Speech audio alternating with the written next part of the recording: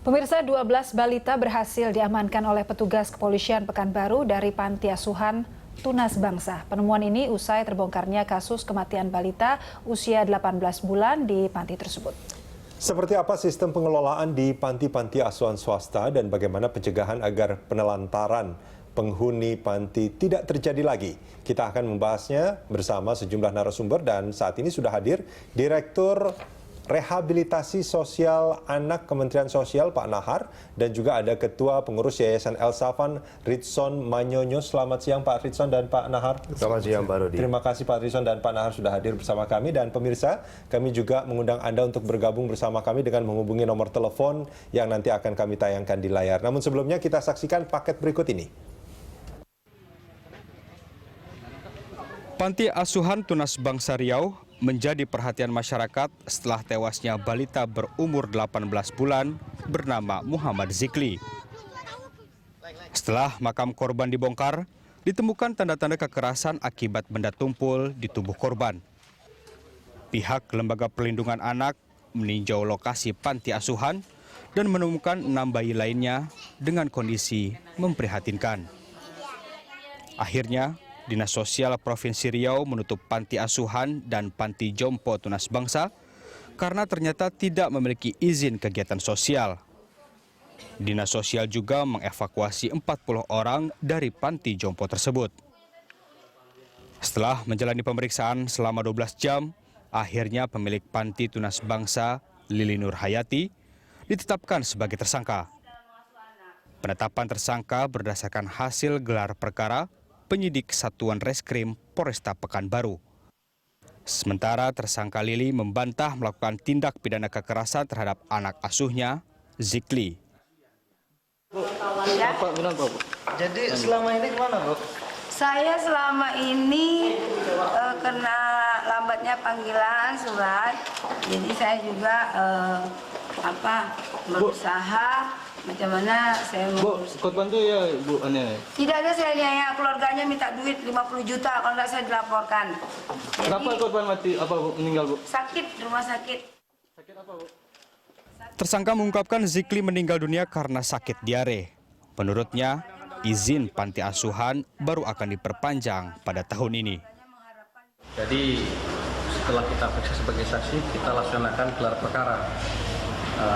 Lalu gelar perkara menyimpulkan bahwa Haja Lili dapat dinaikkan statusnya menjadi tersangka. Lalu kemudian kita periksa sebagai tersangka dan kita terbitkan surat perintah penangkapan untuk yang bersangkutan.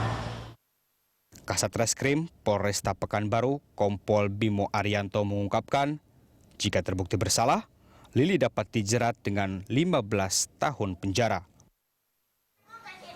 Selanjutnya, psikolog anak Seto Mulyadi mengungkapkan dibutuhkan peran serta masyarakat dalam mengawasi panti asuhan tersebut. Artinya kalau semua harus ditangani oleh satu orang atau satu wadah, tentu tidak akan tertangani semua. Jadi kami justru ingin mengingatkan kepada masyarakat luas untuk peduli terhadap kemungkinan adanya pelanggaran hak anak di berbagai tempat yang memang tempat berkumpulnya anak-anak. Apakah itu sekolah, apa itu keluarga, apakah itu panti untuk anak-anak dan sebagainya. Jadi masyarakat memang harus peduli dalam hal ini. Penelantaran penghuni panti asuhan juga sering terjadi di berbagai daerah. Di antaranya, pada Februari 2014 lalu, panti asuhan Samuel di Tangerang, Banten juga dinyatakan tidak layak huni. Panti yang dimiliki suami istri Samuel Watulingas dan Yuni Winata ini dihuni 29 anak. Anak-anak tersebut sering tidak mendapatkan makanan layak.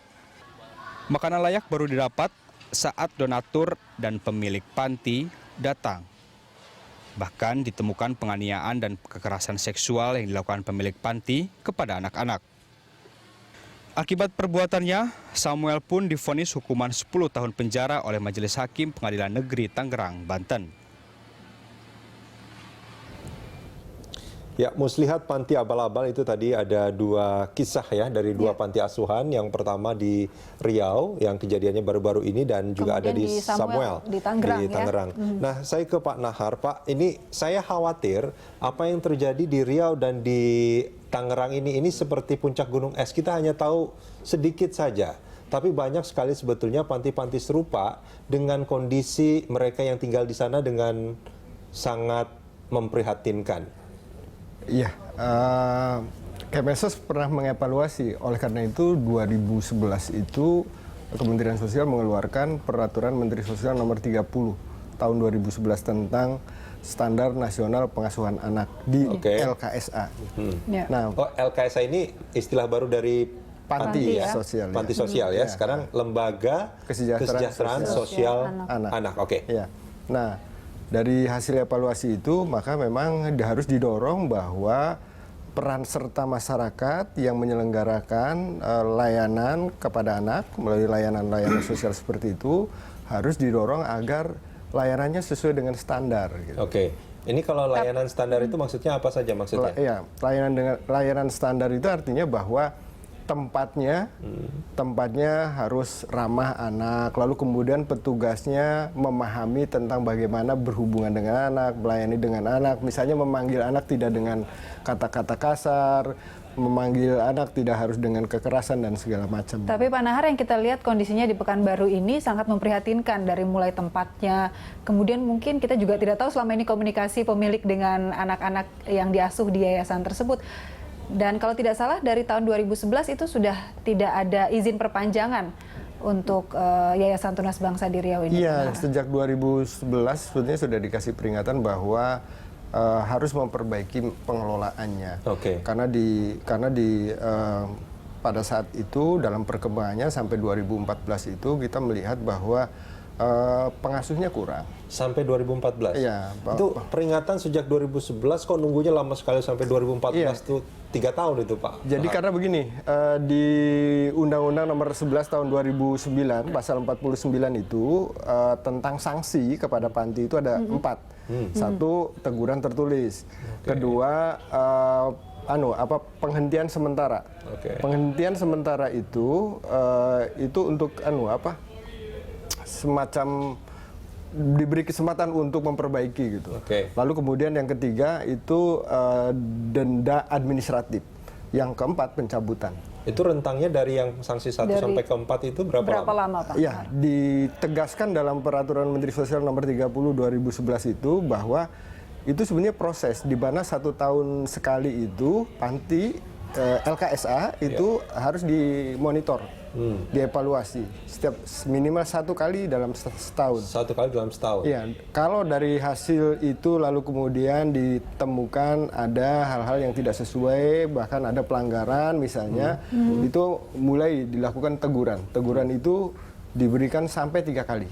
Pak Nahar, yang terjadi di Riau ini bisa dikatakan luput dari pengawasan dinas sosial setempat nggak sih Pak?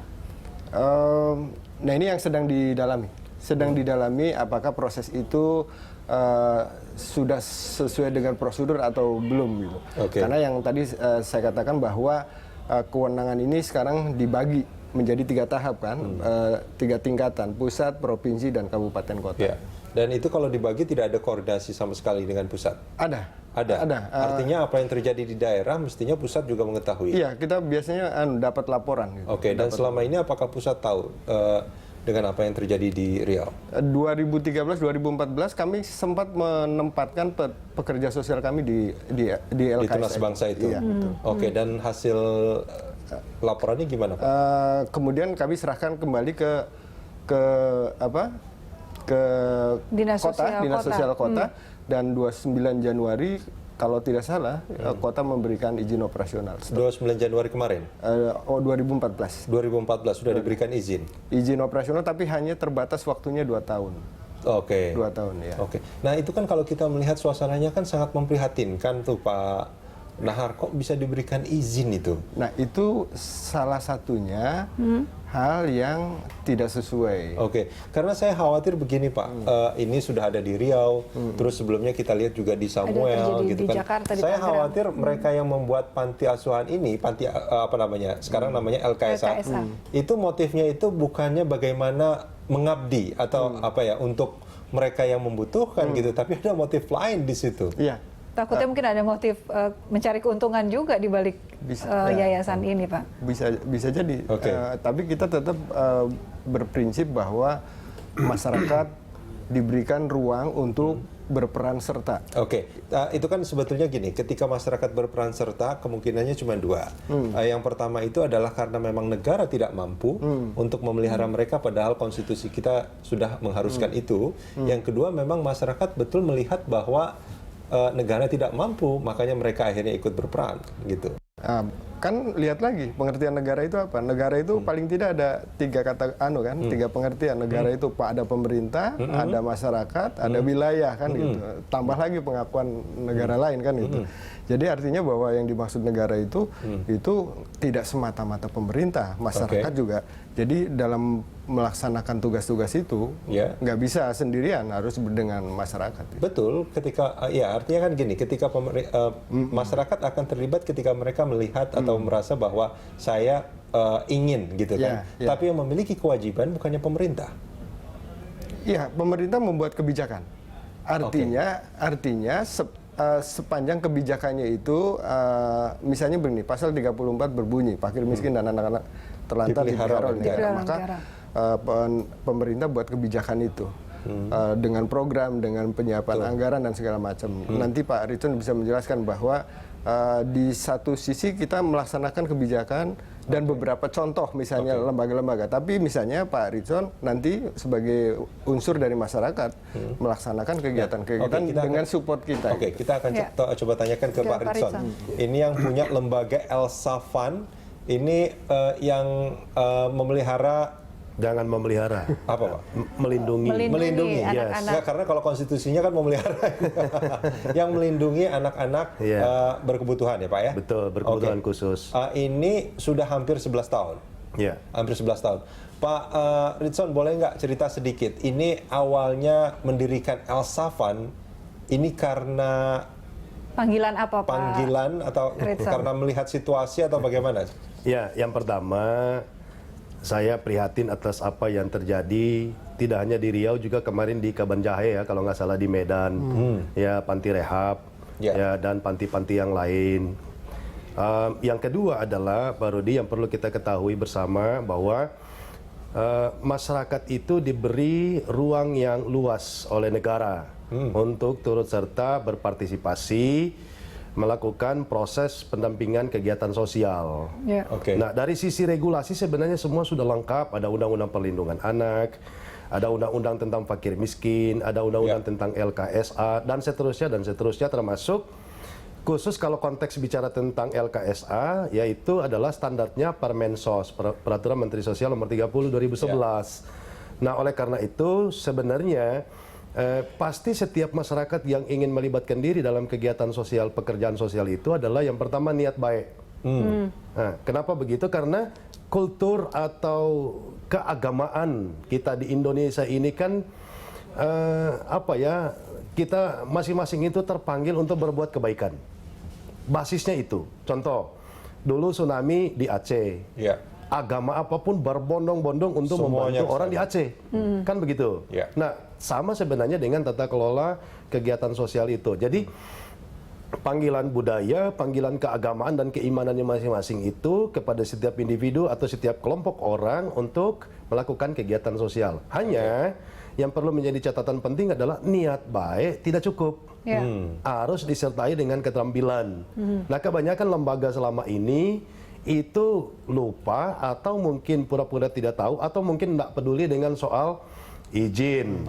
Ya, itu jadi menjadi catatan kita, Pak Ritson. Kita akan sambung ini soal tadi yang sampaikan Pak Ritson di segmen berikutnya. Pak Ritson, kita jeda sebentar, Pak Nahar. Kita akan kembali usai jeda. Pemirsa jangan kemana-mana, kami segera kembali.